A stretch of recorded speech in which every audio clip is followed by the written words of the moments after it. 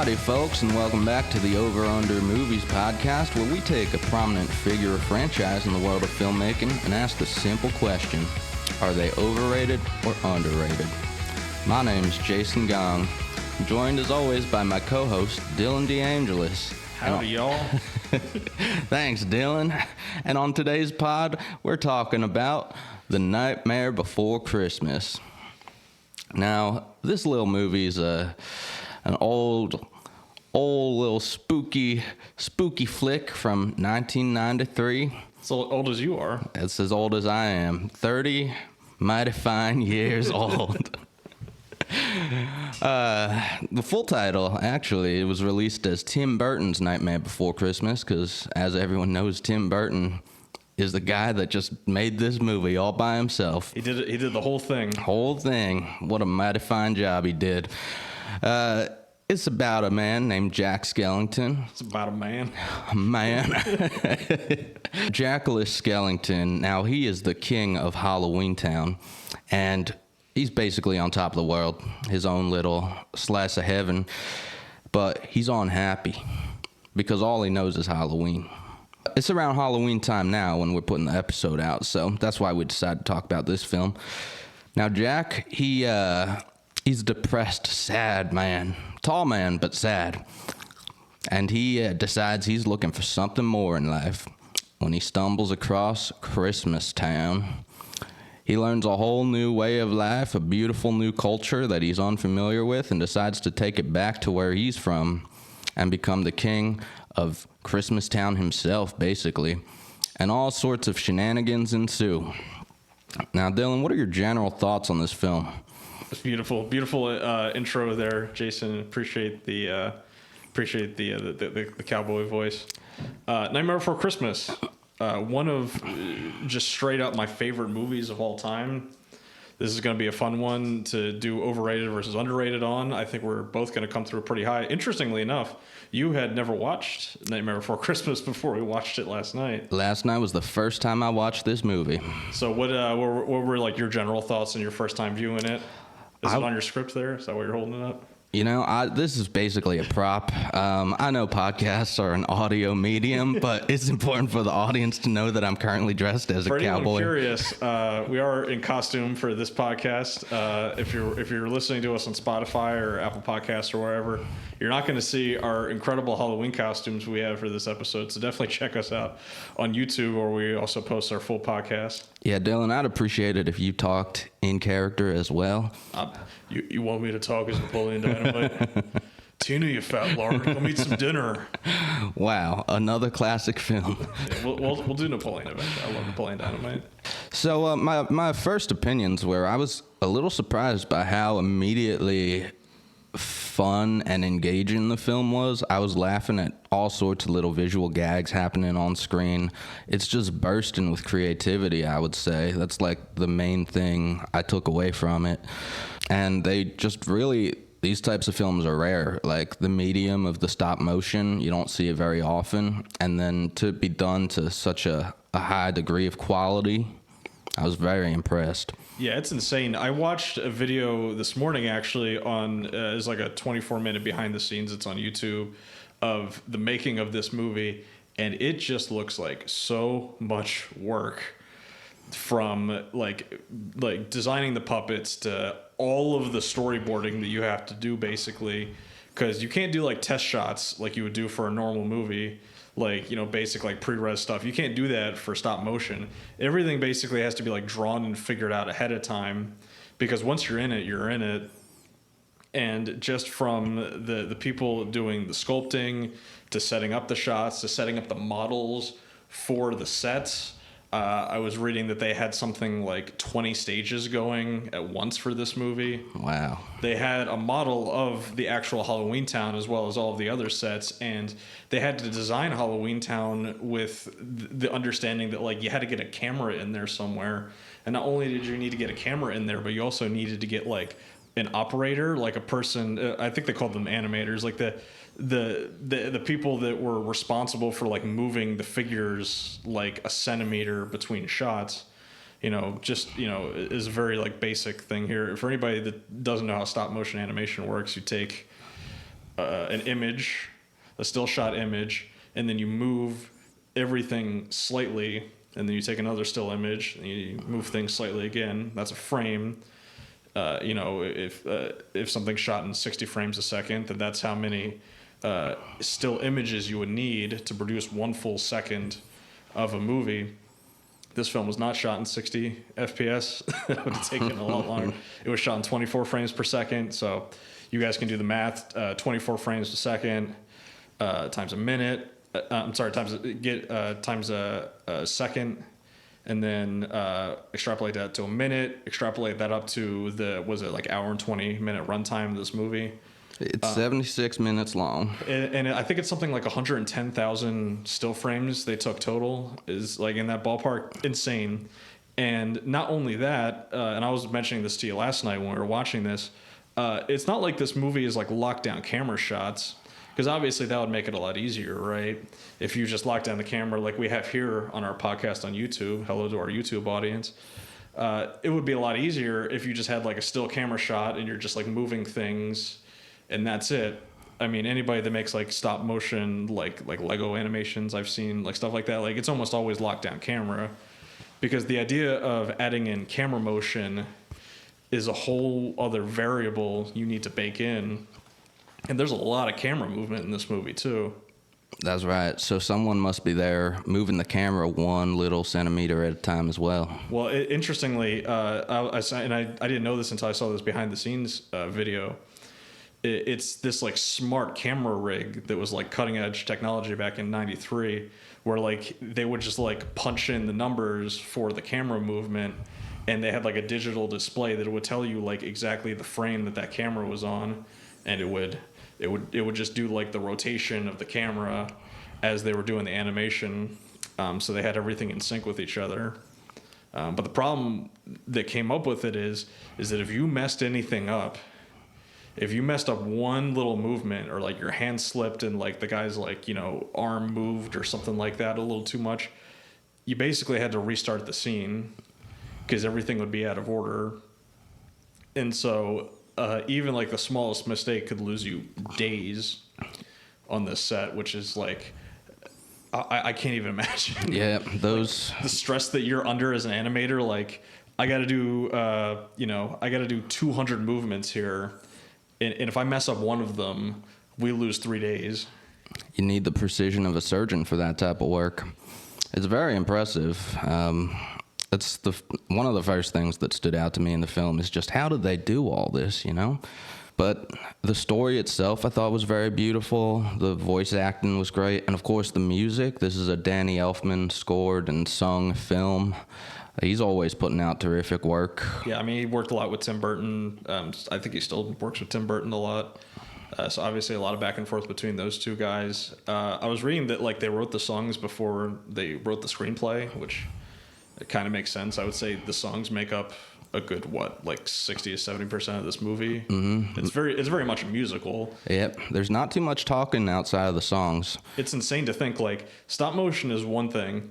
Stop motion musical plus all the camera movement, it's like you're playing on hard mode. And all the people in the behind the scenes video I was watching, they were like, yeah, we're well aware we're doing something that's no one's ever tried before, and we're not sure if it's going to work. I'm not sure how many people have tried since. Yeah, I mean, this movie is kind of one of one. I mean, you can kind of count on your hand, like on two hands, like the amount of like stop motion films you could think of. Mm-hmm. And this one is a whole nother level of complexity. I mean, the only company that's still making stop motion films is Leica. And Leica takes like 5-6 years to make a movie if they're making anything. Their last one was Kubo and the Two Strings, which came out. I don't think that was their last one. Did they make anything since then? Let us know in the comments if I screwed that up. I think that Bigfoot one was after.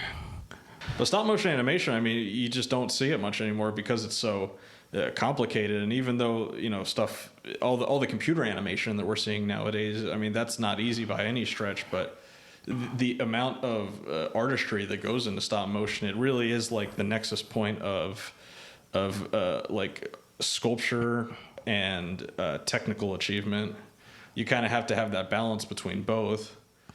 And it's one of the things I love about this movie is that like if you take like 3 steps back, you're like, wow, this must have been a hard movie to make. And then if you take 10 steps back, you're like, oh my God, how did these people not go insane making this?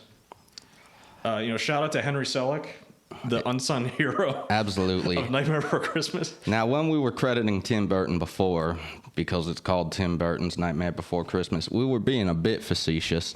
This movie was not directed by Tim Burton. It's commonly attributed to him as a director, but it was actually directed by Henry Selick.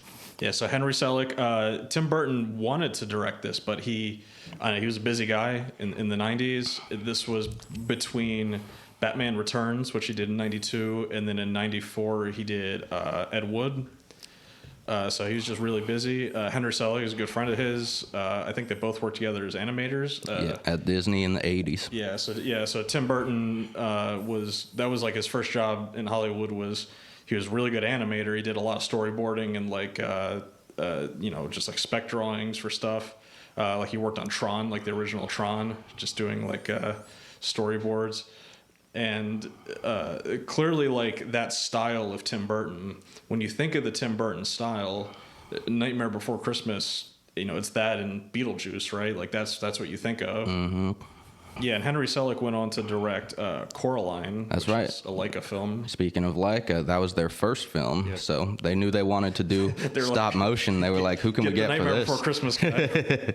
I think that was a good decision. I mean, Coraline's a great film, and you can see Nightmare Before Christmas's influences all over it. Yeah, and then Henry Selick also went on to do James and the Giant Peach, which is also another movie that if you're watching it, you're like, is this a Tim Burton movie? It's, like, no, it's Henry Selick again. They actually reused some of the models from this film in James and the Giant Peach. So yeah, James and the Giant Peach is great. He goes from a purely stop motion film to a film that's like going between animation and live action, which is really cool. I forgot about that. I forgot it's a live action film as well. Yeah, it goes back and forth, which is nifty. We'll have to rewatch James and the Giant Peach again. Shout out to Disney Plus, who had we watched the 4K like fully upscaled version of Nightmare Before Christmas, and you can see like the little the score marks that they're putting in these sculptures. Like it's so clear.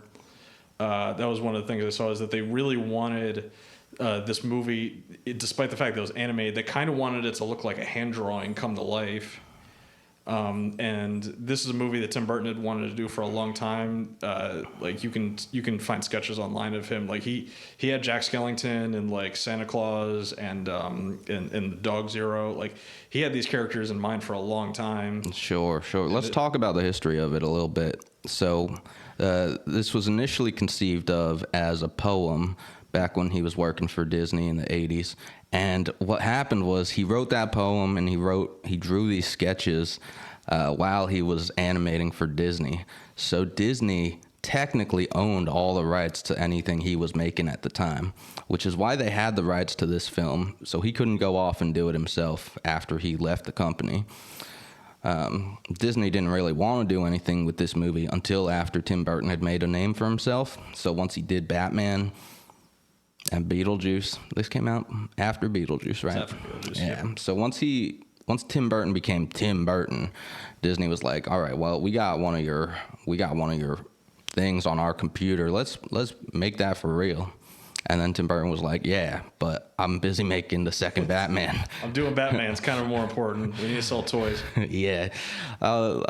You remember Henry? He worked with us. Let's get him on the job. And they did. Yeah, I mean, the result is, like I said, one of my favorite films of all time. This is like a 5 out of 5 movie for me. Like, not just from like the technical aspect. I think from like just as a movie, the movie on its own, like in a vacuum, it's a tight story. You know me, I love tight movies. Yeah, it's 76 minutes. 76 minutes. They get in, they get out. The movie feels very well paced. Like there's no fluff. Mm-hmm. They go from one song to another. The characters are still fairly well fleshed out, despite the fact that it is such a short movie. Even like a lot of the minor like Halloween Town characters, it's absurd that like you would think like, hey, let's make a film that has like 6 characters in it. That would make it a little easier for the sculptors and the animators. That's all you got to deal with. Because they had something like 40 Jack Skellington heads that they had to swap through. Yep. When doing the stop motion, like this movie had like 70 characters, I think, total. It's insane. It's absurd, and they had like 3 or 4 copies of each character like modeled out, and then that's not even including like Sally, who she's like a doll. She's a doll filled with leaves. And so they had to sculpt like the pieces of her too. And like one other thing I really liked is like how each character does feel unique, and that like Jack, his movements, because he's so slender, he kind of moves like a spider. It's kind of haunting just the way he like walks around. And then Sally, because she's a doll, she's like kind of like off kilter with her movements. Like she's always like kind of bobbing or like limping or something like that, because she's a doll. She's like falling apart. So the fact that they're able to like put that level of detail into the movie in a stop motion environment is just, I mean, it's just insane. I don't know how they did it. It's very impressive, and they make full use of that medium. It's something that you wouldn't be able to do in 2D animation. You couldn't do it with CGI, really, and you certainly couldn't do it live action. So they chose this for a reason, and then they put the work into it to make sure it paid off. I do have one question for you. Yeah, what's that? Is this a Halloween movie or is this a Christmas movie? Because that is like a big conversation around this movie. I have seen talk about that. Now, if I was the studio, I personally would have released it around Christmas. Because it's called The Nightmare Before Christmas. Right. Halloween's not in the title. Christmas is in the title. This movie was released around Halloween. It was released as a Halloween movie, which to me is very interesting. Now, one thing the studio could have been thinking was like, well, will this have the sticking power to stick it out a couple more weeks after release? That way we kind of bank that Christmas money with the Halloween money. That's my assumption, is that they were like, as soon as Halloween is over, it's Christmas season. So we get that Halloween season money and that Christmas season money. Yeah, and I think the original poem by Tim Burton was like kind of written like inspired by this whole time of the year where it feels like there's a collision of holidays happening like all at once. You know, there's the people that are putting up their Christmas decorations like the day after Halloween, or the people that start putting up their Halloween stuff in like August. Like, I can't wait to get into the holiday season. It was really cool. Like the concept is pretty like basic. Like the idea of like each major holiday has its own world. But I think in execution it works out really well, and it's simple. Like they could have put way more bloat into this, especially like fleshing out the other like the Thanksgiving town and the Easter town. We only just see the two. I mean, we barely see any of Christmas Town. The most we see of Christmas Town is in Kingdom Hearts 2, where it's an entire level of the game. That's right. Now we're both fans of the Kingdom Hearts franchise, and this world of Halloween Town shows up in 3 of the games. Kingdom Hearts 1, Kingdom Hearts Chain of Memories, and Kingdom Hearts 2. Yeah, it's a side effect of the rights to this movie being owned by Disney, is that when it comes time around to do a Kingdom Hearts game, they're like, what are some Disney properties we can pull from? Well, let's do Nightmare Before Christmas. Yeah, and it's awesome because you get to see Donald Duck and Goofy dressed up in Hot Topic clothes. It's great, yeah. Yeah, Hot Topic owes so much of their business to this movie specifically. How much money do you think Hot Topic has made off of merchandise from this movie? I don't have this statistic, but I'm thinking billions. This movie is an aesthetic for a very specific type of high schooler. Yeah, it's an entire subculture. It's just Nightmare Before Christmas. You've got nerds, jocks, and Nightmare Before Christmas. Like Jack Skellington is like legitimately iconic at this point, despite the fact that it's just one movie. I think there was like a novelization of a sequel that came out like last year or something like that. But that's interesting. they've never done like any sort of sequel. I'm sure Disney has wanted to do one. I'm guessing Tim Burton had enough power to say like, no, I don't want to do a sequel. That's exactly what happened. He refused to let this turn into a franchise cash cow. Unfortunately, it's a little bit out of his hands since he can't control Hot Topic or Kingdom Hearts. I guess it's like a kind of a good thing that this movie is so technically complicated, because like if they did a sequel to it, it would have to be stop motion again, right? So Disney wanted to do a CGI sequel. Yeah, and it wouldn't work. Tim Burton really didn't want that. There's no way that it would feel the same as like computer animation versus the stop motion. There's something about like, I mean, even like on rewatch when you're well aware that like you're looking at dolls, you're looking at like, you know, molded clay. It just, I don't know. It makes it feel more real to you. Yeah, those characters feel really alive. Sorry, my accent was starting to slip there. We do get a taste of what it would look like in that sort of CGI, almost Pixar like animation, just from the Kingdom Hearts cutscenes. And the Kingdom Hearts does a terrific job trying to replicate that feel, but it's just not the same. Yeah. I mean, they do a pretty good job with it, and it is really funny that if you've played the Kingdom Hearts series, Kingdom Hearts 2, it does have a completely like made up like second story. Yep, that's the sequel that everyone was waiting for. Yeah, because the first Kingdom Hearts game, basically you do the plot of Nightmare Before Christmas very like quickly, obviously, because it's just one world in that game.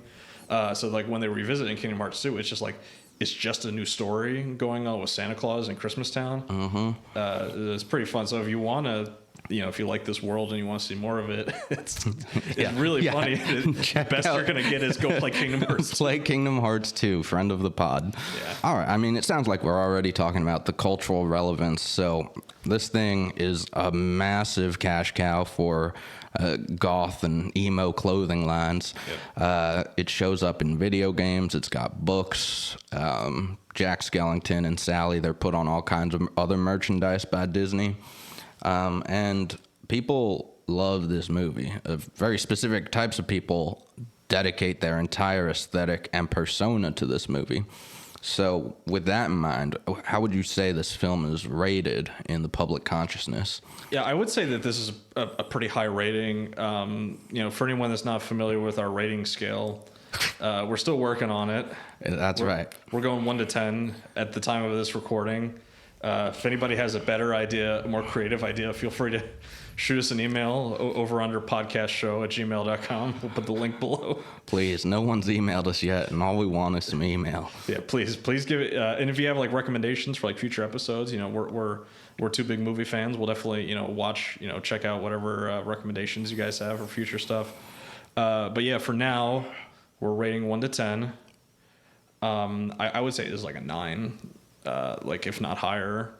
The cultural relevance like really does elevate it, I would say. And like I said, even if you just look at the movie in a vacuum, it's such a good movie. It holds up too. This movie's 30 years old. And you know, and it kind of sits in that point in time like where we were transitioning from like hand animation to computer animation. And it's really a movie that is timeless. And it's a movie that is so technically proficient that it hasn't been replicated in 30 years.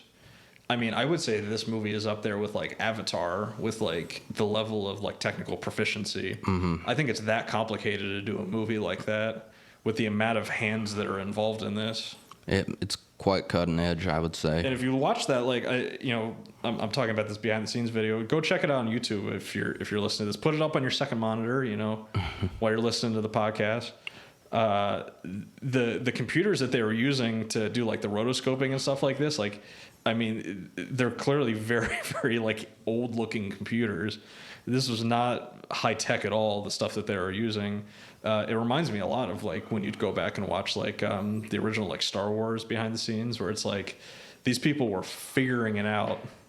They were like, nobody's ever done this before, so we got to be the ones that like kind of go through the trial and error of like what works here. And that kind of stuff's commendable. So yeah, I think it's a solid 9 in my end. I know that like you just saw the movie yesterday, so like I definitely think this is a film that like if you saw it as a kid, it's like it's just embedded in you. because the songs are so iconic too. Like you can just listen to these songs as like a Spotify playlist, and like you get to see in the Halloween spirit. Yeah, I would say I don't think the movie is rated quite as highly in the public consciousness, just because I know it's got such a stranglehold over part of our culture, but I don't think it's like a mainstream movie. It came out in the middle of the Disney animation renaissance, which was from like The Little Mermaid to, I don't know, Mulan. But it's not really, it never really reached the heights of any of those movies. Any 90s Disney princess movie is better known, critically equally received, if not more. Beauty and the Beast came out the year before this and received a nomination for Best Picture. Did this movie get any Oscar nominations? No Oscar nominations for this movie. That's crazy. Yeah, so that's why it'll be a little easy for me to argue that it's underrated. Yeah. So Jason's got the underrated. I got the overrated. So this is Jason trying to he's trying to drop the score a little bit here. Yeah. Give himself some breathing room. It is underrated. It's hard to say that a 9 is underrated. Right. That's why I'm gonna say this is about a 7. You say 7? I think this movie. I'm looking at the accolades section of Wikipedia right now. It's a small paragraph. It's a small paragraph. It did not receive the type of accolades that a film like this deserves. Listen, this is not a movie podcast for people looking at Oscar nominations. Okay, this is how big of a cultural moment was this movie? Yeah, but that still counts. And what is the legacy of this movie? This movie's 30 years old. What is the legacy of this? I mean, how many films look at Nightmare Before Christmas as inspiration? Like 4. Well, I would say like animation in general. I mean, even if we're not even thinking of like the aesthetic influences of this. I mean, this movie is like one of the most like aesthetically recognizable films ever made. Sure, but I mean that's part of the reason why like the Hot Topic, like the merchandise side of this movie like blew up so much. But if this movie had quite as big a cultural footprint as you're saying, I think we would have seen a lot more stop motion films trying to replicate its success in the 90s. But box office wise, it was considered a sleeper hit at the time. Now it made back about 4 times its budget, which was pretty impressive. But it still wasn't the type of hit that the other Disney films were at the time. And that's why I think, if Beauty and the Beast is a 9 in the cultural mind, then this has to be a little bit lower than that. It's kind of tough to judge because it's a Halloween movie. And I mean, we'll get into this next week when we talk about the Halloween from 1978. But like, movies released around this time tend to not make a ton of money. Interestingly enough, like films released around Christmas. I mean, Christmas is like low key like a hot spot when it comes to like box office, because that's when like families are going out and they want to see something in the theaters. You could argue this movie would have made more money had it been released around Christmas. I guess that was just like a judgment call from Disney's part. Mm-hmm. But I'd be willing to like meet in the middle here and say like call it an 8. Call it an 8. Personal opinion. I mean, this is definitely one of those films, just like a lot of like animated films or like films that came out when we were younger, that like your opinion of it is completely different depending on like if you saw it as a kid or not. It's like that with a lot of movies. Tons of people, look back at like bad movies from when they were younger and think fondly of them because, it hits that specific part of your brain. I got a few of those for sure. It's just like the embedded memories that you can't let it slip away. Sure. But this is a good movie that is still good and was good back then. It's a great like movie night movie. It's, it's not very long. It's accessible. It's perfect for the season. Yep. So, before we get into our arguments, and we're already arguing, that's just our nature. Let's go. We want to remind everyone that's watching this podcast or listening that you could do it the other way. The other way around. If you're just listening to this podcast and you're like, man, I really wish I could be watching them right now. You're like, wow, is that guy wearing a cowboy hat? Because he kind of sounds like he's wearing a cowboy hat. What do I have good news for you? You can check out our YouTube channel. Like and subscribe. Smash that subscribe button. And if you're watching this and you're like, I don't want to be looking at these two gents' faces, you could find us anywhere you get your podcasts, like Apple Podcasts or Spotify. And then on top of that, you should check out our TikTok, Instagram Reels, YouTube Shorts, and wherever else you get your daily dose of dopamine.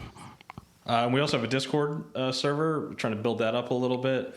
We've got Letterboxd integration in our Discord server now. So if you're a big like movie fan, you're always like logging the movies that you see on Letterboxd.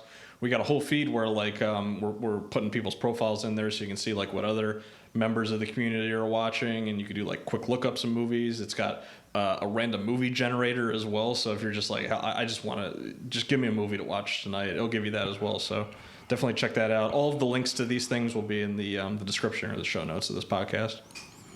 That's right. And Dylan, you also just set it up so that our Patreon page is accessible to people who don't want to give us money. Yeah, so we do have a Patreon set up. We have several like tiers of donation that will get you different perks for the podcast. I think it starts at like $2 a month is our lowest one. But Patreon just did a big update where anyone can join a community for free for somebody's Patreon. So if you check out our Patreon link, which you'll see in the description, or if you're watching on YouTube, it's on the overlay here below us. You can join our community for free and see like our behind the scenes updates and like the other upcoming things we'll be posting there. And we'll also be posting episode links directly there if Patreon's a service that you get a lot of your content through. So a lot of places to check us out. That's right. Thank you, Dylan.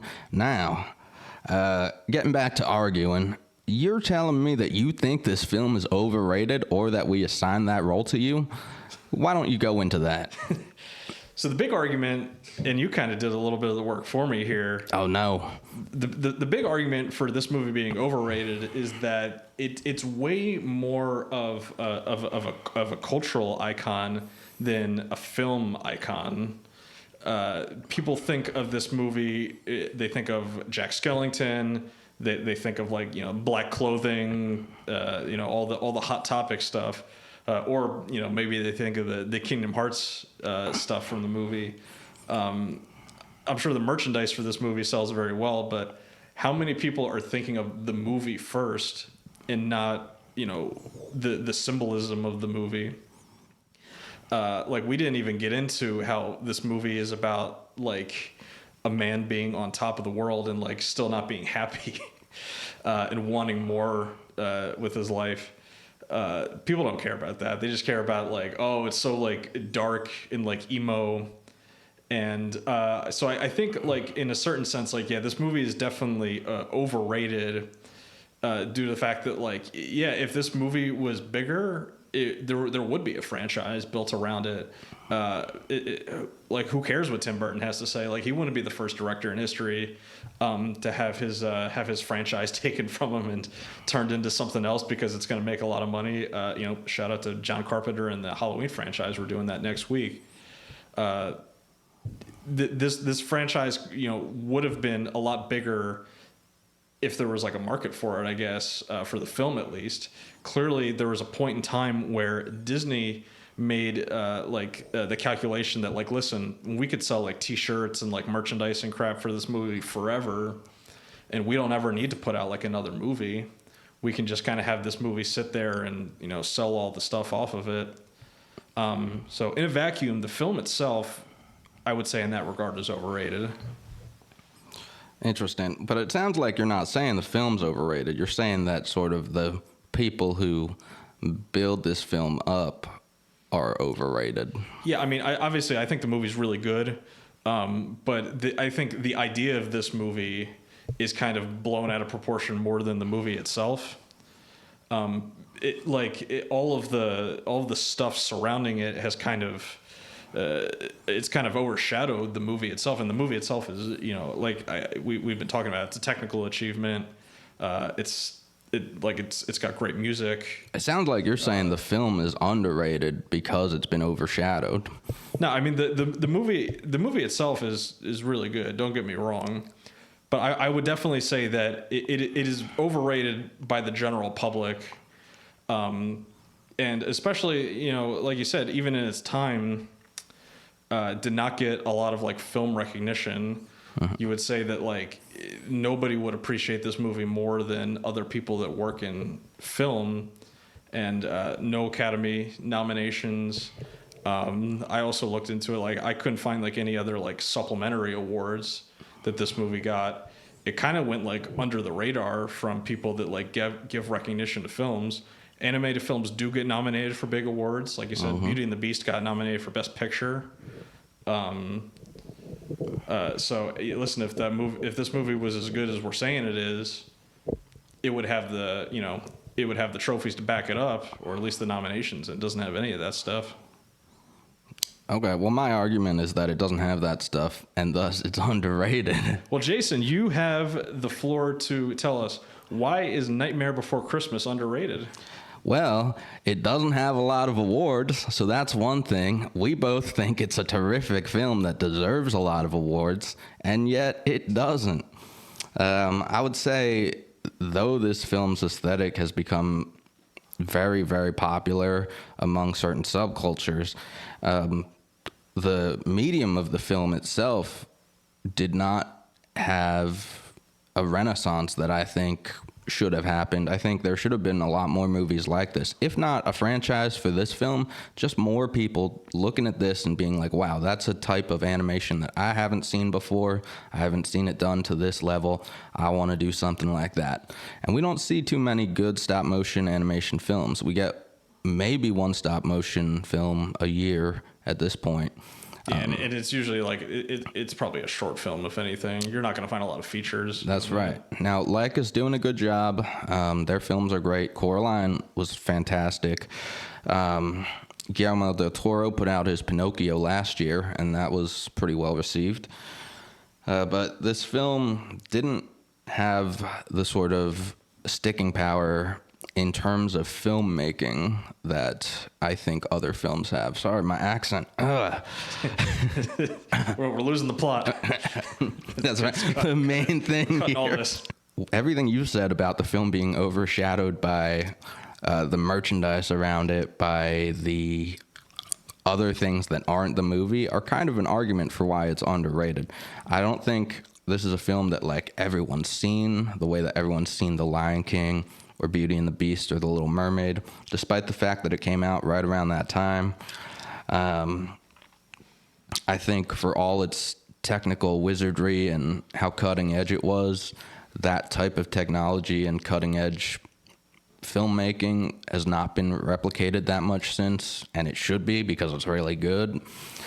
And you and I both agree this is a terrific movie. You said this is a 5-star film for you. Yeah, I would say this isn't like my top 10 favorite movies ever. It's got a 3.9 on Letterboxd. Okay, first Thus, Letterboxd averages. thus your score. Sticklers on Letterboxd. Your score is higher than the Letterboxd average. Thus, you must think it's underrated. Our collective score of which would be 4 out of 5 would also come lower. Yeah, I mean, listen, we can cut it here. This movie is absolutely underrated. You're absolutely right. The fact that this movie like was able to just come out and then just ride the wave of it for 30 years and like. You don't need to watch this movie to know of Nightmare Before Christmas. That's right. I didn't watch the movie. And like, I mean, did you learn anything new about this movie? Like having like watched it? I didn't know that they fired missiles at Jack Skellington until I saw the movie. I don't think that's in Kingdom Hearts. It's a bit of a twist of the film is when they start going at Jack Skellington with anti-aircraft artillery. Yeah, I actually didn't know that they went to the real world at all. So there was a lot that I didn't know about. And the movie. the aesthetics of the real world are completely different from like the typical Tim Burton of a style of like everything is off-centered and like asymmetrical.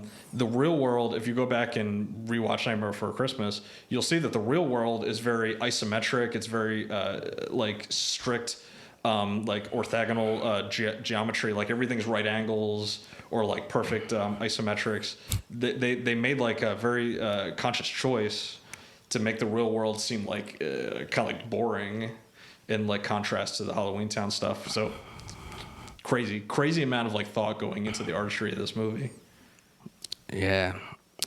Dylan's an architect, so he has a real eye for this type of thing. I mean, when I see like that level of detail, I'm like, it's freaking crazy. Yeah, this movie's awesome. That they're thinking like that deep about it. Do you think they should ever do a sequel to this? Nah. I mean, I feel like Hot Topic might fund one themselves once, because, you know, like we've been saying, this has the cultural relevance and the real stranglehold on goth, emo culture, whatever, and it has for 30 years. But that's starting to fade away. There's not as many Jack Skellingtons in Hot Topic today as there were 15 years ago. So at some point, I think someone's going to want to try and cash in again.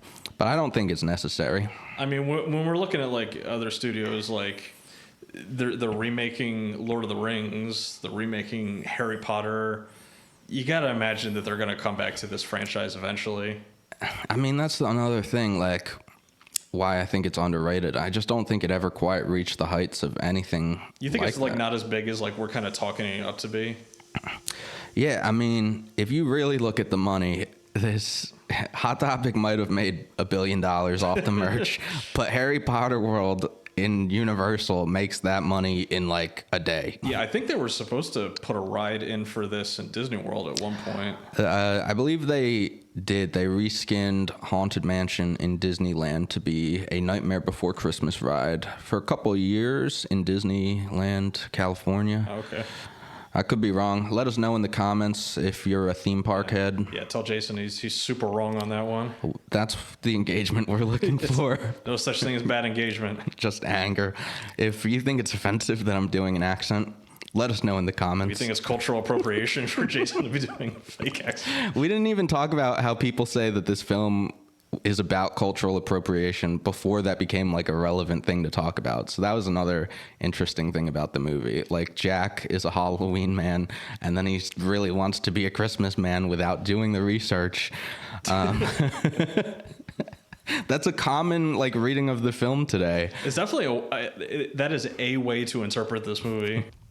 Yeah, this is just one of, like you said, one of the best movies. Cutting edge, like nothing else is really like it. That's the thing. Like, there are not a lot of movies where you can like isolate them and go, this is one of one. Mm-hmm. There is not another movie that you can like what is the closest movie you can compare this to? Just Coraline, and there's not as much singing in that. Yeah, like it's just it's just the best. It is straight up the best stop motion animation film ever made, and it's so good that like no one's even really like attempted to do something at this scale ever again. Again, let us know in the comments. Is there another stop motion musical in existence? That Pinocchio movie from last year. It does it have like as much music in it, or it has quite a bit. Okay, but I would argue that this movie's got better songs. Yeah, this movie was made in 1993, so like you can't even, you got to imagine it's easier to do it with today's technology than 30 years ago. Oh yeah. It's a movie that's timeless. It holds up. I think it's obviously, if you watched it when you were younger, you're going to think this movie is amazing. I think if you watch it now, if you show it to like younger people today, they'd still love it. I liked it. It's awesome. Definitely go check it out. Hell yeah. Well, that's going to be it for this one, guys. Let us know in the comments. Did we get it right? What are some topics you'd like to see for future episodes? Make sure to leave a like on this episode and consider supporting the show by checking out our Patreon page. For myself, for Dylan, and for our guests. If you were watching this, you would see we have guests. Yeah, they didn't talk much. Sorry. We'll catch you guys next week on the Over Under podcast. See you at the movies. See you guys.